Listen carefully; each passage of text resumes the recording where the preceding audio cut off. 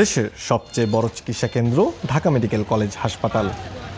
এখানে চিকিৎসার আশায় প্রতিদিন আসেন হাজার হাজার মানুষ, কিন্তু চিকিৎসা পাওয়ার আগেই তাদের লড়াই করতে হয় হাসপাতালের নোংরা পরিবেশ, দুর্গন্ধ আর অব্যবস্থাপনার সঙ্গে।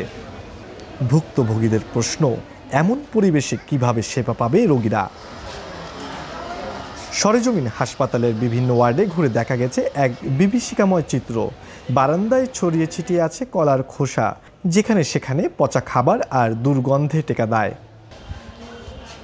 রোগীর তুলনায় হাসপাতালে টয়লেট সংখ্যা কম, যেগুলো আছে সেগুলোর অবস্থাও নাজুক। একজন কিডনি রোগীর অভিভাবক অভিযোগ করেন, অসুস্থ রোগীর জরুরি টয়লেটে যাওয়া দরকার, কিন্তু জায়গা পাওয়া যাচ্ছে না। ডাক্তারের তো কোনো সমস্যা নেই, আমার বলতেছেন না যে ডাক্তারের, কিন্তু আমার যেটা যখন দরকার আমি যদি ওটা তখন না পাই তাহলে আমার পরের দেখে তো আমার লাগবে, তাই না? কথা বলারও টাইম নেই ওনার সাথে, কারণ উনি যখন ভিজিটে আসে তখন রোগীর সাথে কেউ থাকতে পারে না। উনির সাথে কথা বলে উনি প্রেসক্রিপশন লেখে কী করতে হবে। আরও ভয়ঙ্কর চিত্রের দেখা মিলল হাসপাতালের শিশু ওয়ার্ডে।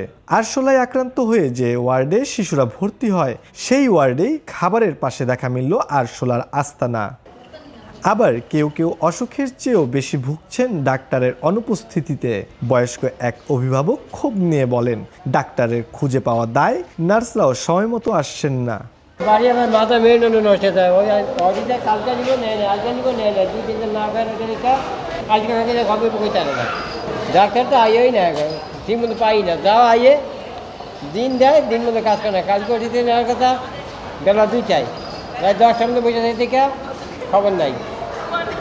রাত্রে ভাত খাইছে, আবার রাত্রে ফোন দিতে, খাওয়া দাওয়া ওষুধ খাওয়ার পরে তাহলে কালকে না খেতে, আজকে সারাদিন না খেতে লেগে গেলাম ওটিতে, কাজ করবো না, কবে জানি না।